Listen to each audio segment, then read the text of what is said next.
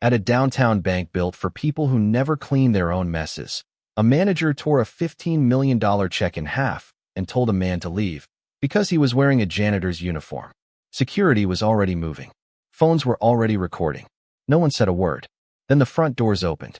The bank's regional executive stepped inside, took one look at the man standing calmly amid the humiliation, and said a single word. "Sir." The bank was designed to make people feel small. Its marble floors reflected light like water. Its columns rose higher than necessary, and its chandeliers glowed with the quiet authority of old money. Every detail, from the hushed acoustics to the polished brass railings, sent the same message. This place knows who belongs here. By mid-morning, the lobby moved with practiced confidence. Executives in tailored suits checked balances without looking at numbers. Clients with soft leather briefcases signed documents worth more than most homes. Conversations were low, efficient, and unhurried. This was a space where wealth did not announce itself because it didn't need to. That rhythm faltered when Michael Davidson walked through the front doors. He was still wearing the gray uniform from his overnight shift, the fabric creased and worn at the cuffs. A pair of work gloves hung loosely from one hand. There was a faint smell of industrial cleaner clinging to him, the kind that never fully washes out. He hadn't gone home yet. He hadn't changed. He hadn't needed to. Michael didn't pause to take in the room. He didn't hesitate, and he didn't shrink. He moved through the lobby with the steady pace of someone who understood that buildings, no matter how expensive, were just structures made of stone and ego. A few heads turned. A few eyes lingered longer than politeness allowed. When Michael reached the counter, he reached into his pocket and placed a check on the marble surface. The number printed on it did not belong in that room, not in those hands. And in that moment, the quiet certainty of the bank began to fracture. Before we dive into this wonderful, heartfelt story, kindly tell me where in the world you're listening from. My brother said this channel would never grow, that stories like this don't matter anymore. If you believe in story like this and stand for humanity, even quietly, prove him wrong. Subscribe, like, share this story. Let's see how many voices silence doesn't erase. Now let's begin. The silence didn't break right away. It thickened. The check lay on the marble counter like a foreign object, its edges crisp, its ink too dark, too deliberate. The number on it, $15,000,000, seemed to pull the air toward itself, bending attention, warping expectation. The young teller who had taken it stared as though it might lift itself and explain things for him. It didn't. He swallowed, glanced once at Michael's uniform, then back at the check, and made a decision that felt less like a choice than a reflex. "One moment, sir," he said, already stepping away. Michael nodded. He had expected this. He rested his palms lightly on the counter, the marble cool beneath his skin, and waited. 90 seconds later, Helena Owen arrived. Her heels struck the floor with purpose, a clean, measured cadence that announced authority before she spoke a word. She was dressed the way the bank preferred its leaders to dress. Tailored charcoal suit, crisp white blouse, no jewelry beyond a slim watch that caught the light when she moved her wrist. Her hair was pulled back tightly, not a strand out of place. Helena Owen did not believe in softness at work. Softness invited mistakes. She had managed this branch for 4 years and had earned a reputation for vigilance. Under her watch, nothing slipped through unnoticed. No irregular deposits. No questionable transfers. No scandals. Her supervisors praised her judgment, her decisiveness, her instincts. Helena liked that word, instincts. It suggested something innate, something earned without effort. It suggested she was right because she had always been right. She stopped at the counter and took the check from the teller without asking. Her eyes flicked over the amount, the issuing company, the signature. Her mouth tightened, not in surprise, but in appraisal. Then she looked up, at Michael. Her gaze was sharp and efficient, cataloging details the way she always did. The uniform, the worn seams at the shoulders, the gloves, the faint discoloration at the cuffs, the posture, upright, steady, the expression, neutral, unreadable. He did not match the check. He did not match the room. Helena felt the familiar click of certainty settle into place. This, she thought, was exactly why she was here. "Where did you get this check?" she asked. Her tone was controlled, polite enough to pass for courtesy, but it carried an edge that left little room for misunderstanding. It was not a question asked out of curiosity. It was a question asked to confirm a suspicion. Michael met her eyes. It's payment from a private transaction. Helena turned the check over, inspecting the back, as if searching for flaws that would justify the conclusion she had already reached. A private transaction, she repeated. What kind of transaction? An infrastructure acquisition, Michael said. The teller shifted slightly beside her. Helena didn't look at him. Her focus stayed on Michael, on the way his words did not rush, did not stumble. That, too, was noted.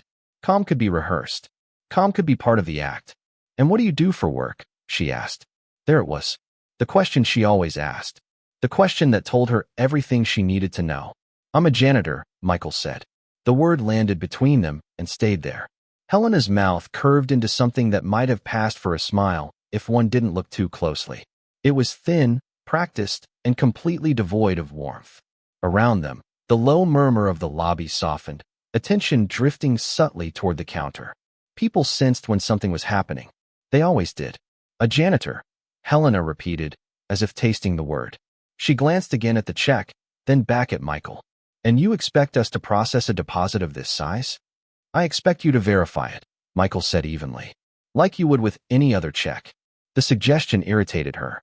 Helena Owen did not like being told how to do her job, especially not by someone who, in her mind, had no business instructing her on procedure. I'm going to need to see your identification, she said. Michael reached into his pocket and produced his wallet. He placed his driver's license on the counter, then his passport beside it. He didn't slide them forward apologetically. He didn't hesitate. The documents lay flat, aligned neatly, the way he aligned everything. Helena examined them with exaggerated thoroughness. She held the license up to the light, then the passport, comparing the photographs to the man standing in front of her. The names matched. The dates matched. The addresses matched. There was nothing wrong with any of it. Nothing, except him. She did not call the issuing institution. She did not scan the documents into the system. She did not consult the bank's verification protocol for high-value deposits. Those steps were unnecessary now. Helena had already decided what this was. This check is highly irregular, she said, her voice rising just enough to carry. Transactions of this nature require additional scrutiny. That's fine, Michael replied. You can contact the issuing bank. The number is on the check. Helena didn't move toward the phone. Instead, she set the documents down and folded her hands together, fingers interlaced. She was performing now, and she knew it. For the protection of this institution, she continued, louder now, we take potential fraud very seriously. The word fraud rippled through the space. A man near the seating area lowered his tablet. A woman waiting at the adjacent counter paused mid-signature. Somewhere behind them, a phone camera clicked on. Helena noticed. She welcomed it. Public pressure had a way of justifying decisive action. Michael felt the shift, too. He saw it in the way shoulders angled toward them, in the way conversations dissolved into silence. He felt the weight of eyes on his back, the familiar pressure of being measured without consent. I've provided valid identification, he said. If there's a concern, it can be resolved with a call. Helena's eyes hardened. I'm not required to call anyone to recognize a suspicious transaction. She reached for the phone. Security, she said into the receiver. I need assistance at the main counter. The words were clipped, professional. Final. The teller's face drained of color. He opened his mouth, then closed it again. He did not intervene. He told himself it wasn't his place. A security guard began to move from his post near the entrance, his hand resting near the radio on his belt. The distance between him and the counter felt suddenly smaller. Ma'am, Helena said, returning her attention to Michael. I'm going to ask you to step aside while we investigate this matter. I'm not stepping aside, Michael replied. His voice did not change. I have a right to complete my transaction. Helena let out a short, humorless laugh. You have the right to leave before this escalates. Escalates how? Her jaw tightened. If this check is fraudulent, you could be detained. Have you verified that it is? Michael asked. The question was simple. It exposed the hollow space beneath her certainty. Helena ignored it. I know what I'm looking at, she said. And what I'm looking at is someone attempting to exploit the system. The lobby had gone very still now. Even the sound of footsteps seemed muted, absorbed by the marble and the tension hanging in the air. Helena felt a familiar satisfaction settle in her chest. the feeling of control, of being the final barrier between order and chaos. She picked up the check. Michael watched her hands, the way her fingers gripped the paper, the way her knuckles whitened slightly. He saw the decision form before she made it. He had seen it before, in other places, in other moments where authority mistook itself for righteousness. "I would like to speak to your supervisor," he said. Helena laughed again, louder this time. "My supervisor isn't going to help you." She tore the check in half. The sound was sharp, obscene in the quiet. A few people gasped. Someone swore under their breath. The pieces separated cleanly, the tear running straight through the number. Helena wasn't finished. She tore the halves again, then once more, until the check was nothing but fragments in her hands. She dropped them onto the counter, where they scattered and slid toward Michael's side, coming to rest near his gloves. "Leave," she said, "before I call the police." Michael didn't move. He looked down at the pieces of paper, at the torn edges, at the broken number, and then he looked back up at her. Around them, no one spoke. No one stepped forward. The silence was complete. Helena Owens stood rigid, certain, convinced that she had done exactly what was required of her. She had no idea that, in that certainty, she had just made the worst mistake of her career. Helena Owen understood something most people didn't. Power, when exercised quietly, could be questioned. Power, when exercised loudly, became truth. She let her voice rise, not in panic, not in anger, but with intention. The kind of volume designed to travel without sounding unprofessional. The kind that turned heads. "This transaction is suspicious," she said, clearly, firmly. "And until it's verified, it will not be processed." The word suspicious did its work immediately. It gave shape to discomfort. It named what others were already beginning to think, but hadn't yet said aloud. Helena could feel the lobby lean toward her, attention snapping into place like a lens finding focus. Michael stood exactly where he was. He felt the heat of it then, not just the eyes, but the judgment behind them. He could sense the stories forming in real time. Janitor. Check. $15 million. The math people did in their heads was fast and unforgiving. Helena turned slightly, angling her body so she could be heard by more than just the man in front of her. She was addressing the room now. "For the protection of our customers in this institution," she continued, "we have strict fraud prevention protocols." Fraud prevention. Institutional language. Neutral words with sharp edges. A murmur moved through the crowd. Someone near the seating area shifted uncomfortably, crossing their arms. A woman in a beige coat frowned, then glanced at her phone. Another man, expensive watch, casual confidence, looked openly amused, lips curling as if he'd stumbled onto unexpected entertainment. Phones came out. Not all at once, but enough. A hand slid a device from a pocket. Another lifted subtly, pretending to check messages while the camera recorded. No one asked what was happening. They didn't need to. The story was already being written for them. Michael noticed everything. He noticed the way people avoided his eyes. The way they watched him the way one watches a test of the system. Curious, detached, grateful it wasn't them. He noticed the security guard stopping a few feet away, stance wide. Neutral, prepared to intervene, but not yet instructed to act. He felt something old press against his ribs. Not fear, not even anger, yet. Recognition.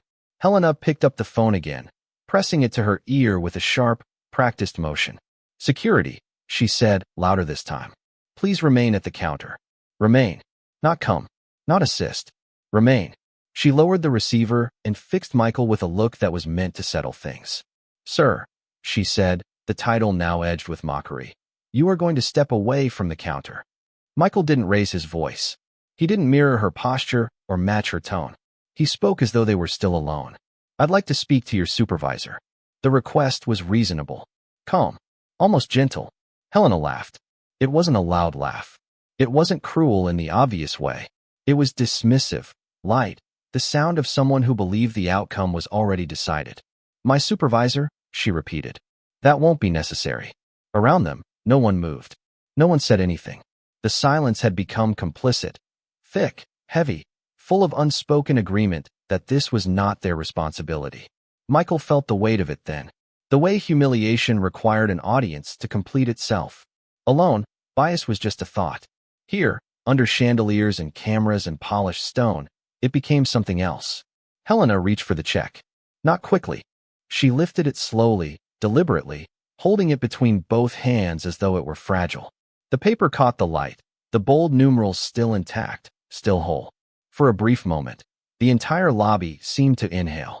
Michael's gaze followed the movement. He did not step forward. He did not protest.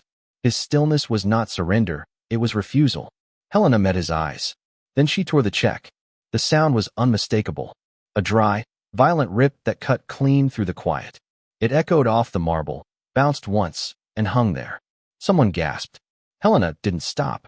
She tore it again, and again, each rip slower than the last, each one a statement.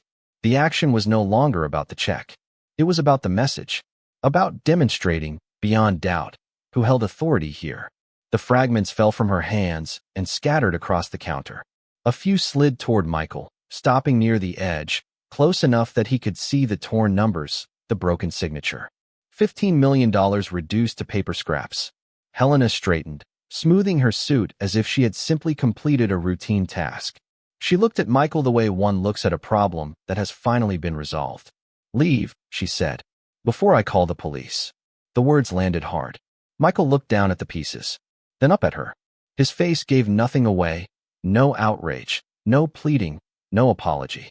That unsettled her more than any outburst could have. Around them, the lobby remained frozen. Some customers looked away now, discomfort flickering across their faces. Others leaned in slightly, eager for whatever came next. The phone stayed raised. The security guard waited for a signal that didn't come. No one intervened. Not the teller who had brought Helena over. Not the woman clutching her purse too tightly.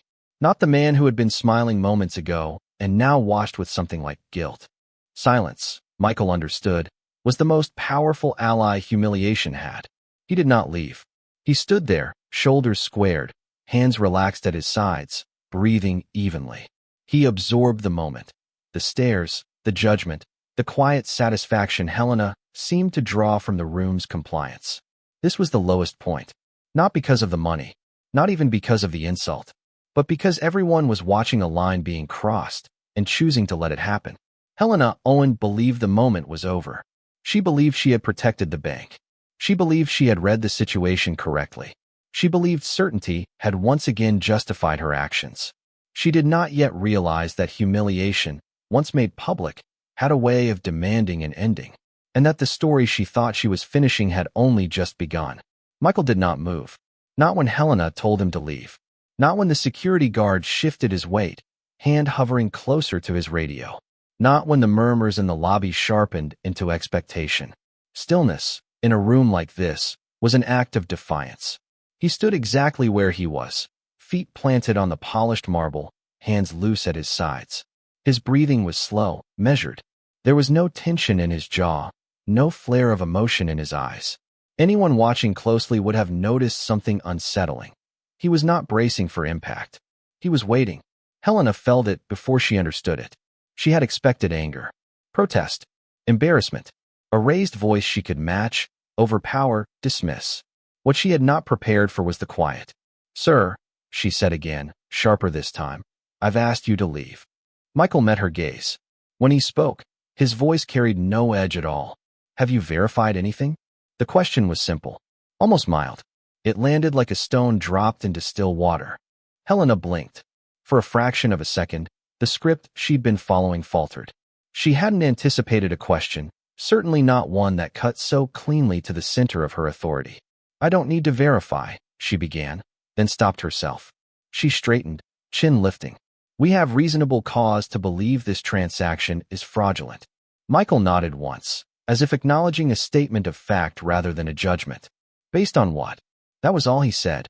Around them, the room held its breath. The security guard glanced at Helena, waiting for instruction. The phone stayed raised. The teller stared at the counter, face pale, as if afraid eye contact might make him complicit. Helena felt irritation rise, hot, unwelcome. This was not how it was supposed to go. She was in control. She had followed procedure. She had protected the bank. "I don't owe you an explanation," she snapped. "You're being detained pending further investigation." Michael's expression didn't change. "Then call the police." The words were an invitation, not a challenge. Helena's eyes narrowed. "You think I won't? I think you should." That, finally, unsettled her. There was no bravado in his tone, no desperation, just certainty of a different kind, quiet, grounded, immovable. It was the certainty of someone who had already counted the cost of standing still and found it acceptable. Michael felt the familiar pull then, the instinct to make things easier, to smooth the moment, to step aside and let the system proceed without friction. He had done it before, many times, in many rooms. He remembered the first board meeting where he'd been mistaken for staff and asked for coffee. The conference where his credentials were double-checked while others walked through unchecked. The deals that stalled until a real decision-maker arrived, only to discover he'd been there all along. Each time, he had weighed the consequences of speaking against the comfort of silence. Silence was cheaper, quieter, less exhausting, but silence had a cost. He looked around the lobby now, the polished surfaces, the carefully neutral expressions, the audience waiting for resolution. He saw not just himself, but every person who would walk into a room like this and be measured before they were heard. Helena raised her phone again, fingers tight around the receiver. "This is your last chance," she said. "Leave now, or I will have you removed." Michael's gaze flicked briefly to the torn pieces of the check still scattered on the counter. Then back to her. "I'm not leaving." The words were steady, final. A ripple of discomfort moved through the crowd. Someone shifted closer to the exit. Another lowered their phone, suddenly unsure whether this was still entertainment. Helena felt the moment slipping. Authority, she knew, depended on momentum, on compliance, on the assumption that no one would push back hard enough to expose the cracks. "You're making this worse for yourself," she said. Michael almost smiled. "I think that depends on who you think I am." That was when the room changed. Not dramatically, not yet, just a subtle shift, a collective awareness that something was no longer proceeding as expected. The security guard hesitated. The teller looked up. The air grew heavy with anticipation. They waited, and then the doors opened. The sound was soft, almost lost beneath the hum of the lobby. But heads turned anyway, drawn by instinct toward a new presence entering the space. Michael did not look back. He remained where he was, still, calm, unyielding. Stillness, he knew, was not the absence of action. It was the refusal to move until the truth had no choice but to arrive. Scott Adams did not announce himself. He never did. The glass doors at the front of the bank opened with a soft hydraulic sigh, the kind designed not to interrupt conversations or draw attention. Scott stepped inside as if he belonged there, which he did, but more than that, as if he belonged everywhere. No hurry, no hesitation, just quiet ownership of space. He paused just long enough to take in the room. The silence struck him first. Banks were never truly quiet. There was always motion, papers sliding, keyboards tapping, low voices negotiating futures. This lobby, however, was frozen. A dozen people stood in suspended animation, eyes fixed toward the main counter like theatergoers waiting for the final line of a play. Scott followed their gaze. He saw Helena first, rigid posture, chin lifted too high, the strained brightness of someone performing competence under pressure. A security guard stood beside her, tense, uncertain. Torn pieces of paper littered the counter like debris after an argument that had gone too far. Then Scott saw the man. Gray janitor's uniform, worn shoes, calm stance, stillness so complete it felt deliberate. Something in Scott's chest tightened. He didn't know why, not yet, but instinct flared, sharp and unmistakable. Over 30 years in finance had taught him to trust moments like this. Power announced itself in many ways. Noise was rarely one of them. "Mr. Adams," Helena exclaimed, her voice snapping the room back into motion. Relief rushed into her expression, followed quickly by purpose. She stepped forward, eager, rehearsed. "What an unexpected visit. We were just dealing with a situation." Scott didn't answer immediately. His eyes never left Michael. Helena filled the space anyway. "This individual attempted to deposit a fraudulent check," she said briskly, every word polished with institutional certainty. "We followed protocol, identified red flags, prevented potential loss." Scott nodded once, absently. "Suspicious transaction," Helena continued. "Refused to leave when instructed. We were moments away from calling law enforcement." Scott took another step forward. Closer now, he could see the man's face clearly. The lines at the corners of his eyes. The composure. The absence of fear. Not defiance, something deeper. Familiar. Michael met Scott's gaze calmly. And in that instant, recognition flickered. Not dramatic. Not cinematic. Just a subtle shift in Scott's eyes, the kind that only someone who had learned to mask surprise could manage. Memory aligned with presence. Context snapped into place. The room felt it before anyone understood it. Scott stopped directly in front of Michael. The silence stretched. Phones hovered midair. Helena's confident posture wavered, just slightly. The security guard glanced between them, unsure where authority now resided. Scott inclined his head, barely, but unmistakably. Sir. The word was quiet. It detonated anyway. It rippled outward, cracking assumptions, collapsing hierarchies in real time. A single syllable, spoken without emphasis, without explanation, and yet it rearranged the entire room. Helena froze. Her mouth opened, then closed. Sir? She echoed faintly, the word foreign on her tongue. Scott didn't look at her. Michael Davidson, he said, voice steady now, respectful. I didn't expect to see you here. Michael nodded. Neither did I. For a moment, no one breathed. The janitor, the regional executive, the word that had redrawn the map. Helena's certainty, the thing she had built her career on, shattered soundlessly. She looked from Scott to Michael, searching for context, for explanation, for anything that would restore the world she understood. This man, she began, then faltered. Scott turned to her at last. His expression was not angry. That made it worse. Helena, he said calmly, what exactly have you verified? The question echoed Michael's earlier one, now sharpened by authority. Helena swallowed. We identified indicators. You destroyed his check, Scott interrupted gently. It was not an accusation. It was a statement of fact. Helena's face drained of color. Scott looked back at Michael. I apologize for the delay, he said. And for the spectacle. Michael's gaze swept the lobby, the watchers, the witnesses, the weight of it all. Apologies can wait, he said. Understanding can't. Scott nodded once. The balance of power had already shifted. Everyone in the room knew it. No announcement was necessary. What came next would not be quiet. And it would not be contained. Scott Adams did not raise his voice. He didn't need to. Authority, when genuine, didn't announce itself. It clarified. It slowed things down. It forced everyone else to listen.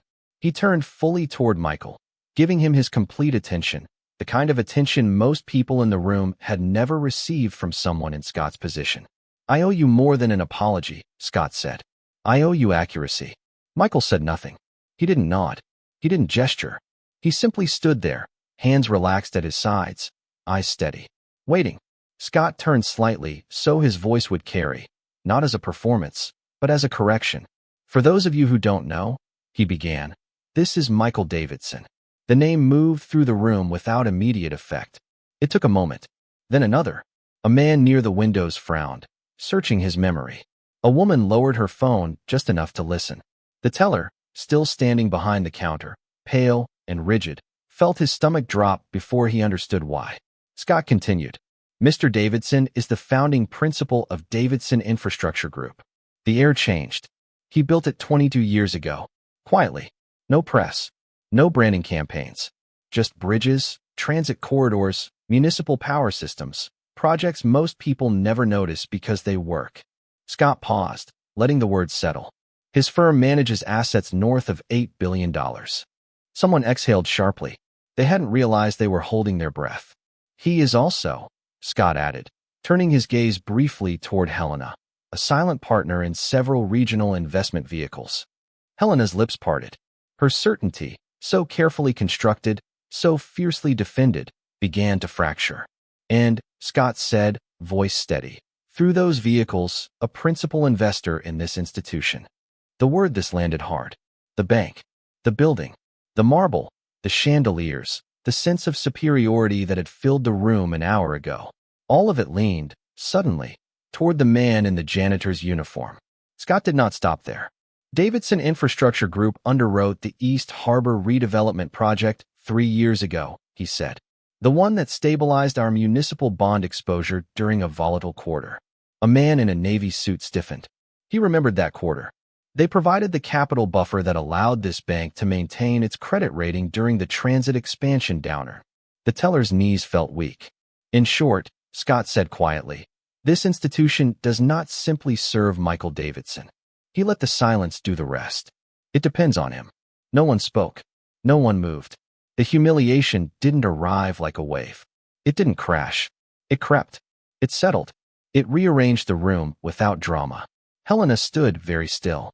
Her mind raced, not toward defense, but toward survival. Every confident conclusion she had drawn over the last 15 minutes rewound itself, each one now exposed as a liability. She thought of the check in pieces, of her raised voice, of the phones, of the word janitor, how easily she had used it, how final it had sounded. She tried to speak. Nothing came out. Scott finally turned to her fully. "Helena," he said, not unkindly. "How long have you worked in this industry?" 15 years, she managed. "And in that time," Scott asked, "how many legitimate clients have you turned away because they didn't look the part?" Helena's throat tightened. Scott raised a hand. Not to silence her. To stop the damage from spreading. "This isn't about intent," he said. "It's about impact." He looked back at Michael. "Mr. Davidson," he said, "you've always preferred discretion. I respect that. But what happened here?" Michael lifted one hand. "Just enough." Scott stopped immediately. Michael's voice, when he spoke, was calm, almost gentle. "You don't need to defend me," he said. "I'm standing." The simplicity of it landed harder than any accusation. Michael looked around the room. The witnesses, the watchers, the ones who had stayed silent. He took them in not with anger, but with clarity. "I didn't come here to be recognized," he said. "I came here to be treated normally." His eyes returned to Helena. "You never asked who I was," he continued. "You decided what I was." Helena flinched. Michael said nothing else. He didn't list his achievements. He didn't correct the insults. He didn't reclaim the torn check. His restraint filled the space more completely than any speech could have. Scott felt it too. The moral authority didn't come from wealth or titles. It came from what Michael had not done, what he had refused to become. "This is not a private matter," Scott said finally. "Not anymore." He turned to the room. Everyone here saw what happens when confidence outruns humility. No one argued. "This will be documented, reviewed, addressed." His eyes flicked to the phones. And remembered. Helena's shoulders sagged, not in defeat, but in realization. The room had rewritten itself around her, and there was no version of events where she emerged intact. Michael looked down at the torn pieces of the check still scattered across the counter. "May I have those?" he asked quietly. Scott nodded immediately. "Of course." The teller gathered the fragments with shaking hands, placing them together as carefully as if they were fragile glass. Michael took them, folded them once, slipped them into his pocket. "Thank you," he said. The words were simple, polite, undeserved. He turned toward the exit. The room parted without being asked. No one stopped him. No one dared. As Michael walked away, the building felt smaller, its marble less impressive, its authority diminished. The truth had passed through it, and nothing inside had been able to stop it. Scott watched him go. The humiliation had transferred, not loudly, not cruelly, but permanently. And everyone knew it. Scott Adams did not follow Michael immediately. He gave the room a moment to sit in what had happened, to feel the aftershock of truth rearranging priorities. Then he turned, already reaching for his phone. Within minutes, the machinery of power began to hum. Two people in tailored suits appeared near the far wall. Legal counsel, summoned without words. Their presence was subtle but unmistakable. Clipboards came out. Notes were taken. A damage control instinct, honed over decades, kicked in with surgical precision. Scott walked quickly and caught up to Michael near the glass doors. "Michael," he said. "Not sir this time. Not Mr. Davidson. Just his name." Michael stopped but didn't turn around right away. Scott took that as permission to continue. "This should not have happened," he said. "And I won't insult you by pretending a single apology fixes it." Michael faced him then. His expression wasn't cold. It wasn't warm. It was settled. "I know," he said. Scott gestured toward a quiet seating area just off the lobby. "Please, sit with me for a moment." Michael considered it, then nodded. They sat across from each other at a small table, usually reserved for premium clients. The irony wasn't lost on anyone watching. Scott leaned forward. "We will make you whole," he said. "Immediately. Replacement of the funds.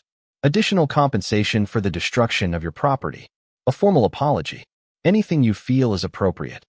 One of the lawyers shifted slightly, ready to jump in if needed. Michael listened without interruption. When Scott finished, Michael shook his head once. No, he said. The word landed softly and firmly. Scott blinked. No, I don't want compensation, Michael said. I don't want a settlement. And I don't want this to disappear behind closed doors. One of the lawyers cleared his throat. Scott raised a hand, stopping him. Tell me what you want, Scott said. Michael leaned back in his chair. He looked around the lobby, the customers pretending not to listen, the staff frozen between fear and fascination, Helena standing off to the side, her posture rigid, her certainty gone. Then he asked the question. If I were exactly who you thought I was, Michael said calmly, what would have happened to me today? No one spoke. Scott opened his mouth, closed it. The lawyers exchanged a glance, but said nothing. Helena stared at the floor. Michael didn't raise his voice. He didn't sharpen the question. He simply let it sit there, unanswered. If I were a janitor, he continued, with a legitimate check. No hidden titles. No influence. No safety net. What would have happened? Silence. Not because people didn't know the answer, but because saying it would make it real. Michael nodded slowly, as if confirming something he had already known. That, he said, is the issue. Scott exhaled. You're right, he said quietly. Michael leaned forward now, just enough to signal intent. I don't want revenge, he said. I want accountability. Scott listened. I want a full internal review of every flagged transaction over the last 5 years, Michael continued. Broken down by race, attire, and outcome. The lawyer on the left stiffened. I want your policies examined. Not the ones on paper, but the ones in practice, Michael said. Who gets questioned? Who gets delayed? Who gets embarrassed? Scott nodded once. I want training that doesn't treat bias as a misunderstanding, Michael added, but as a risk, one with consequences. Helena flinched at that word.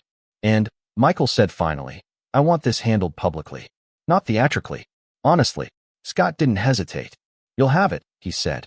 One of the lawyers leaned in. Scott. Scott didn't look at him. This is not a negotiation, Scott said. This is a correction. He turned back to Michael. There will be resistance, he said. There always is. I know, Michael replied. That's how you know it matters. Scott sat back, the weight of the moment settling in. You could have taken the money, he said.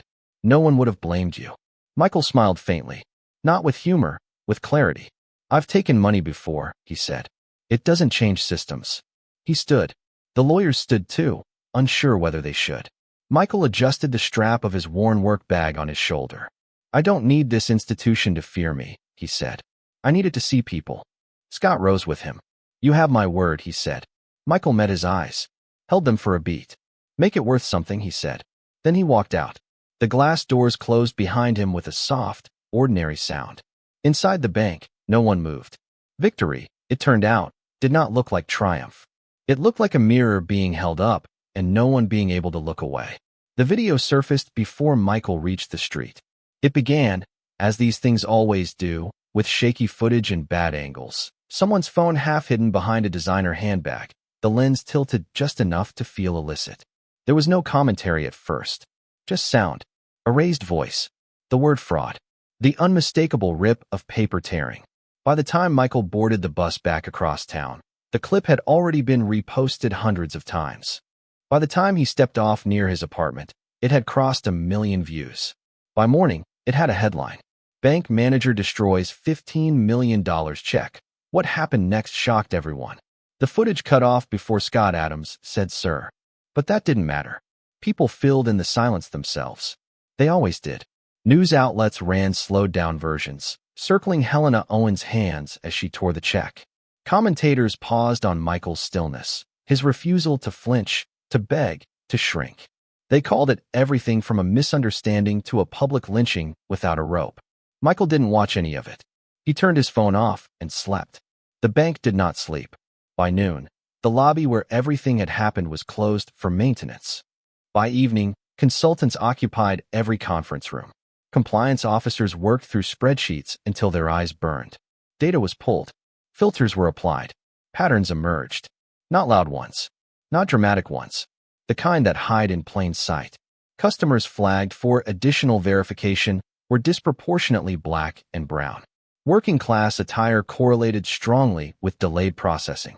High-dollar transactions initiated by clients in uniforms, scrubs, construction gear, service clothing, were routed to managers at triple the rate of others. No single incident looked damning. Together, they told a story. The internal audit report grew thicker by the day. Scott Adams read every page. He did not delegate this. When the findings were complete, he didn't soften them. He didn't bury them in jargon. He released a summary, publicly. We failed, it began. No qualifiers. No passive voice. We failed to protect dignity. We failed to question our assumptions. And we failed to recognize harm when it was inflicted in our name. The statement spread almost as fast as the video had. Some praised it. Others called it damage control. Scott didn't respond to either. He followed it with action. Mandatory retraining for all senior staff, not online modules, but in-person sessions led by outside experts with no incentive to be polite. Policy rewrites that removed vague language like suspicious presentation and replaced it with clear procedural steps. Verification requirements that applied evenly, regardless of appearance. And consequences. Helena Owen was placed on administrative leave within 48 hours. Her retraining was mandatory. Her evaluation unsparing. She attended every session, sat through every discussion, listened as strangers dissected decisions she had once made with ease. She did not argue. 3 weeks later, she submitted her resignation. No press release announced it. No quote explained it away. Her departure was noted in a single line on an internal memo. Effective immediately. Some said she had been scapegoated. Others said she had gotten off lightly. Helena herself said nothing. Michael returned to work the following Monday. Same route. Same early hour. Same building that gleamed by day and forgot him by night. His supervisor pulled him aside, awkward and well-meaning. Hey, he said, you don't have to be here if you don't want to. I mean, after everything. Michael smiled. I know, he said. He clocked in anyway. Not because he had to. Because he chose to. Coworkers treated him differently at first. With curiosity. With deference. With questions that hovered on the edge of respect and intrusion. Was it really 15 million? Are you, like, famous now? Why didn't you sue? Michael answered what he felt like answering. Let the rest pass. Requests for interviews piled up. Morning shows. Evening panels. Think pieces framed as conversations. Michael declined them all. He didn't want to be a symbol. Symbols get flattened. He wanted to remain a person.